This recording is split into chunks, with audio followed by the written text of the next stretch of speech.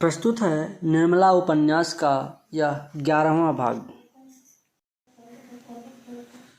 मुंशी तोताराम संध्या समय कचहरी से घर पहुँचे तो निर्मला ने पूछा, उन्हें देखा, क्या हाल है? मुंशी जी ने देखा कि निर्मला के मुख पर नाम मात्र को भी शोक या चिंता का चिन्ह नहीं है। उसका बनाव श्रृंगार और दिनों से भी कुछ गाढ़ा हुआ है। मसलन वह गले का हार ना पहनते थे, पर आज वह भी गले में शोभा दे रहा था। झूमर से भी उसे बहुत प्रेम था। वह भी महीन रेशमी साड़ी के नीचे काले काले केसों के ऊपर फानूस के दीपक की भांति चमक रहा था। मुंशी जी ने मुंह फेर कर कहा, बीमार है?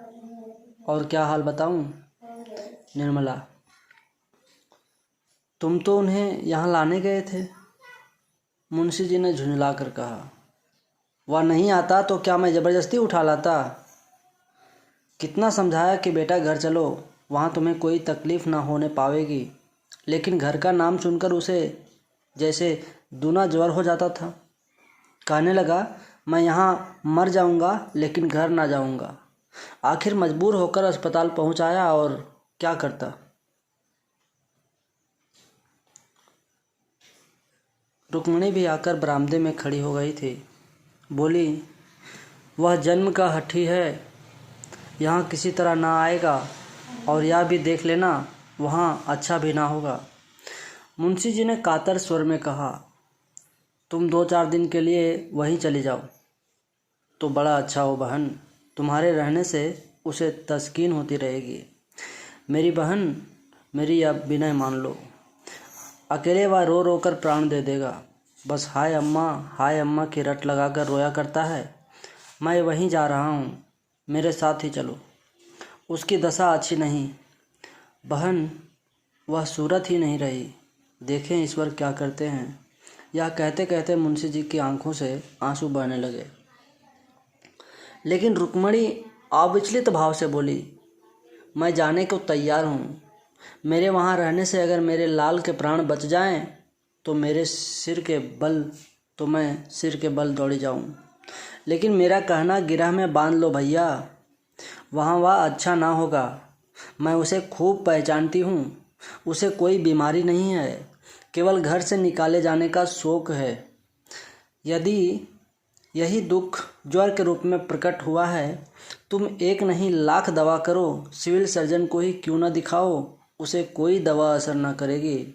मुंशी जी, बहन, उसे घर से निकाला किसने है? मैंने तो केवल उसकी पढ़ाई के ख्याल से उसे वहाँ भेजा था। रुक्मिणी, तुमने चाहे जिस ख्याल से भेजा हो, लेकिन यह बात उसे लग गई है। मैं तो अब किसी गिनती में नहीं हूँ। मुझे किसी बात में बोलने का कोई अधिकार नहीं। मालिक तुम, मालकिन तुम्हारी स्त्री। मैं तो केवल तुम्हारी रोटियों पर पड़ी हुई अभागिन विधवा हूँ। मेरी कौन सुनेगा और कौन परवाह करेगा? लेकिन बिना बोले रही नहीं जाता। मनसा तभी अच्छा होगा जब घर आएगा, जब तुम्हारा हृदय वही हो जाएगा जो पहले था। यह कहकर रुक्मिणी वहाँ से चली गईं। उनकी ज्योतिहीन पर अनुभवपूर्ण आँखों के सामने जो चरित्र हो रहे थे, उनका रहस्य वह खूब समझती थी, और उनका सारा क्रोध निरपराधनी निर्मला पर ही उतरता था। इस समय भी वह कहते कहते रुक गई कि जब तक यह लक्ष्मी इस घर में रहेंगी, इस घर की दशा बिगड़ती ही जाएगी। उसको प्रकट रूप से ना कहने पर भी उसका आशय मुंशी जी से छिपा नहीं रहा। उनके चले जाने पर मुंशी जी ने सिर झुका लिया और सोचने लगे। उन्हें अपने ऊपर इस समय इतना क्रोध आ रहा था कि दीवार से सिर पटक कर प्राणों का अंत कर दें। उन्होंने क्यों विवाह किया था? विवाह करने की क्या ज़रूरत थी? ईश्वर ने उन्हें 1 नहीं 3 पुत्र दिए थे। उनकी अवस्था भी 50 के लगभग पहुंच गई थी। फिर उन्होंने क्यों विवाह किया? क्या इसी बहाने ईश्वर को उनका सर्वनाश करना मंजूर था? उन्होंने सिर उठाकर एक बार निर्मला को साहस पर निश्चल मूर्ति देखी और अस्पताल चले गए। निर्मला की साहस छवि से ने उनका चित्त शांत कर दिया।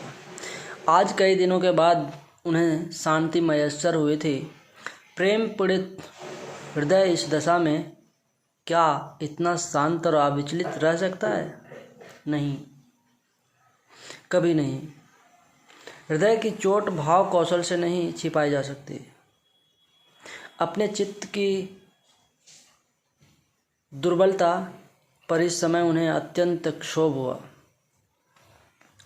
उन्होंने अकारण ही संदेह को हृदय में स्थान देकर इतना अनर्थ किया। मनसाराम की ओर से भी उनका मन निशंक हो गया। हाँ, उसकी जगह अब एक नई शंका उत्पन्न हो गई। क्या मनसाराम भांप तो नहीं गया? क्या भांप कर ही तो घर आने से इनकार नहीं कर रहा है? अगर वह भांप गया है तो महान अनर्थ हो जाएगा। उसकी कल्पना से ही उनका मन दहल उठा। उनकी देह की सारी हड्डियां मानो इस हाहाकार पर पानी डालने के लिए व्याकुल हो उठी। उन्होंने संकोचवश घोड़े को तेज चलाने को कहा।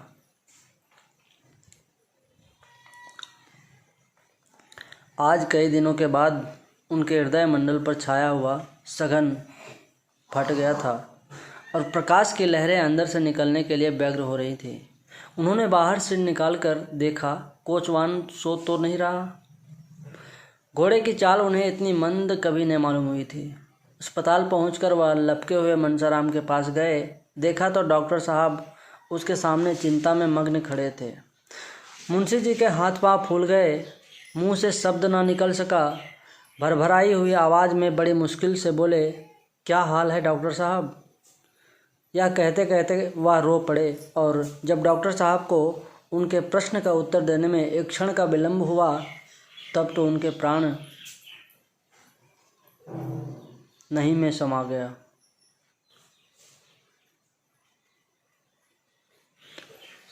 उन्होंने पलंग पर बैठकर अचेत बालक को गोद में उठा लिया और बालक की भांति सिसक सिसक कर रोने लगे।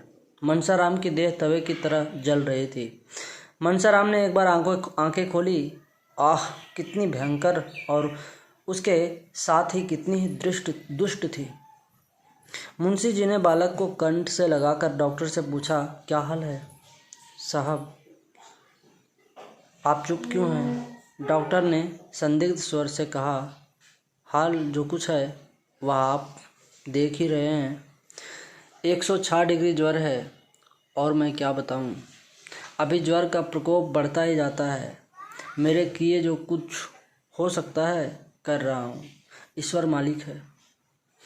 जब से आप गए हैं 1 मिनट के लिए भी यहाँ से नहीं हिला, भोजन तक नहीं कर सका। हालत इतनी नाजुक है कि 1 मिनट में क्या हो जाएगा नहीं कहा जा सकता।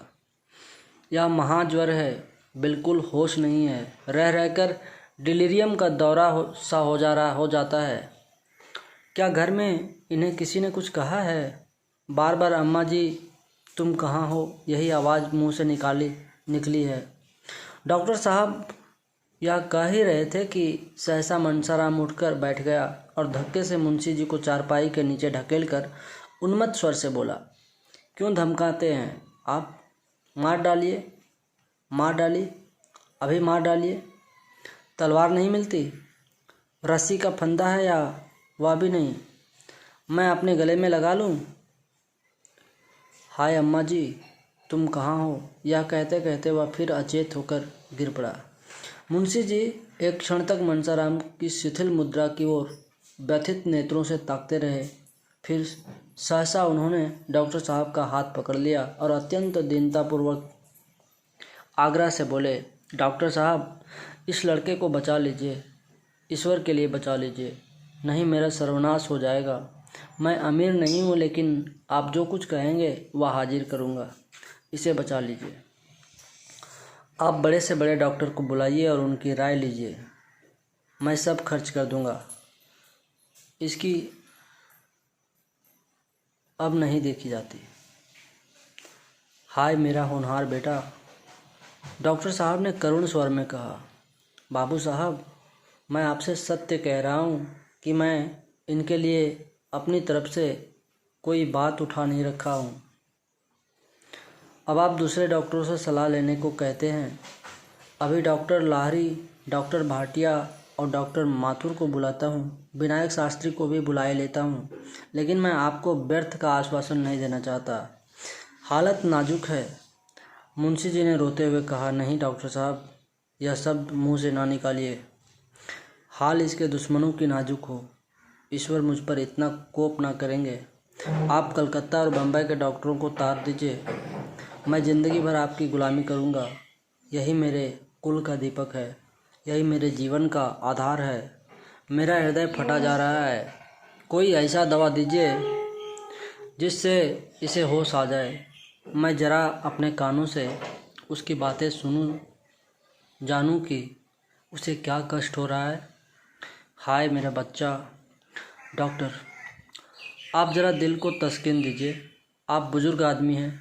यूँ हाय हाय करने और डॉक्टरों की फ़ौज जमा करने से कोई नतीजा ना निकलेगा। शांत होकर बैठिए। मैं शहर के लोगों को बुला रहा हूँ, देखिए क्या कहते हैं। आप तो खुद ही बदमाश हुए जाते हैं। मुंशी जी, अच्छा डॉक्टर साहब, मैं अब ना बोलूँगा, ज़बान तक ना खोलूँगा। आप जो चाहे करें। बच्चा अब हाथ में है, आप ही उसकी रक्षा कर सकते हैं। मैं इतना ही चाहता हूँ कि ज़रा इसे होश आ जाए, मुझे पहचान ले, मेरी बातें समझने लगे। क्या कोई ऐसी संजीवनी बूटी नहीं, मैं इससे दो चार बातें कर लेता। या कहते कहते मुंशी जी आवेश में आकर मनसाराम से बोला, बेटा ज़रा आंखें खोलो, कैसा जी है। मैं तुम्हारे पास बैठा रो रहा हूँ, तो मुझसे कोई शिकायत नहीं है। मुझे तुमसे कोई शिकायत नहीं है। मेरा दिल तुम्हारी ओर से साफ है। डॉक्टर, फिर आपने अनर्गल बातें करनी शुरू की। अरे साहब, आप बच्चे नहीं हैं, बुजुर्ग हैं, ज़रा धैर्य से काम लीजिए। मुंशी जी, अच्छा डॉक्टर साहब, अब ना बोलूँगा, खता हुई। आप जो चाहें कीजिए, मैंने सब कुछ आप पर छोड़ दिया। कोई ऐसा उपाय नहीं जिससे मैं इसे इतना समझा सकूं कि मेरा दिल साफ है। आप ही कह दीजिए डॉक्टर साहब, कह दीजिए तुम्हारा अभागा पिता बैठा रो रहा है, उसका दिल तुम्हारी तरफ से बिल्कुल साफ है। उसे कुछ भ्रम हुआ था, वह अब दूर हो गया। बस इतना ही कर दीजिए। मैं और कुछ नहीं चाहता। मैं चुपचाप बैठा हूँ, जबान को नहीं खोलता, लेकिन आप इतना ज़रूर कर दीजिए। डॉक्टर ईश्वर के लिए बाबू साहब, डॉक्टर कहता है, ईश्वर के लिए बाबू साहब ज़रा सब्र कीजिए, वरना मुझे मजबूर होकर आपसे कहना पड़ेगा कि घर जाइए। मैं ज़रा दफ्तर में जाकर डॉक्टरों को खत लिख रहा हूँ, आप चुपचाप बैठे रहिएगा। निर्दयी डॉक्टर, जवान बेटे की यह दशा देखकर कौन पिता है जो धैर्य से काम लेगा। मुंशी जी बहुत गंभीर स्वर से स्वभाव से के मनुष्य थे। यह भी जानते थे कि इस वक्त हाय हाय मचाने से कोई नतीजा नहीं, लेकिन फिर भी इस समय शांत बैठना उनके लिए असंभव था। अगर दैव गति से या बीमारी होती तो वह शांत हो सकते थे, दूसरों को समझा सकते थे, खुद डॉक्टरों को बुला सकते थे, लेकिन क्या यह जानकर भी धैर्य रख सकते थे कि यह सब आग मेरी ही लगाई हुई है। कोई पिता इतना वज्र हृदय हो सकता है। उनका रोम रोम इस समय उन्हें धिक्कार रहा था। उन्होंने सोचा, मुझे यह दुर्भावना उत्पन्न ही क्यों हुई। मैंने क्या बिना किसी प्रत्यक्ष प्रमाण के ऐसे भीषण कल्पना कर डाली। अच्छा, मुझे उस दशा में क्या करना चाहिए था जो कुछ उन्होंने किया। इसके सिवा वह और क्या करते, इसका वह निश्चय ना कर सके। वास्तव में विवाह के बंधन में पड़ना ही अपने पैरों में कुल्हाड़ी मारना था। हाँ, यही सारे उपद्रव की जड़ है। मगर मैंने यह कोई अनोखी बात नहीं की। सभी स्त्री पुरुष का विवाह करते हैं, उनका जीवन आनंद से कटता है। आनंद की अच्छा से ही तो हम विवाह करते हैं, आनंद की इच्छा से ही तो हम विवाह करते हैं। मोहल्ले में सैकड़ों आदमियों ने दूसरी, तीसरी, चौथी, यहाँ तक कि 7वीं शादियाँ की हैं, और मुझसे भी कहीं अधिक अवस्था में। वह जब तक जिए आराम से जिए। यह भी नहीं हुआ कि सभी स्त्री से पहले मर गए हों। दुहाज तिहाज होने पर भी कितने ही फिर रंडुए हो गए। अगर मेरी जैसी दशा सबकी होती तो विवाह का नाम ही कौन लेता। मेरे पिताजी ने 55वें वर्ष में विवाह किया था, और मेरे जन्म के समय उनकी अवस्था 60 से कम ना थी। हाँ, इतनी बात ज़रूर है कि तब और अब में कुछ अंतर हो गया है। पहले स्त्रियां पढ़ी लिखी ना होती थीं, पति चाहे कैसा ही हो उसे पूज्य समझती थी। अब बात है कि पुरुष सब कुछ देखकर भी बेहयाई से काम लेता हो। अवश्य यही बात है। जब युवक वृद्धा के साथ प्रसन्न नहीं रह सकता तो युवती क्यों किसी वृद्धा के साथ प्रसन्न रहने लगी। लेकिन मैं तो कुछ ऐसा बुढ़ा ना था। मुझे देखकर कोई 40 से अधिक नहीं बता सकता। कुछ भी हो, जवानी ढल जाने पर जवान औरत से विवाह करके कुछ न कुछ बेहयाई जरूर करनी पड़ती है, इसमें संदेह नहीं। स्त्री स्वभाव से लज्जाशील होती है। उल्टाओं की बात तो दूसरी है, पर साधारणतः स्त्री पुरुष से कहीं ज़्यादा संयमशील होती है। जोड़ का पति पाकर वह चाहे पर पुरुष से हंसी दिल्लगी कर ले, पर उसका मन शुद्ध रहता है। बेजोड़ विवाह को हो जाने से वह चाहे किसी की ओर आंखें उठाकर ना देखे, पर उनका चित्त दुखी रहता है।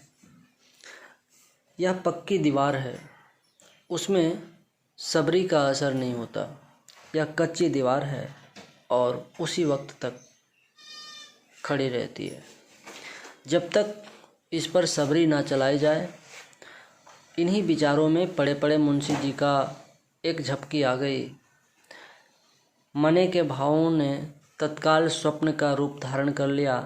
क्या देखते हैं कि उनकी पहली स्त्री मनसाराम के सामने खड़ी कह रही है, स्वामी यह तुमने क्या किया।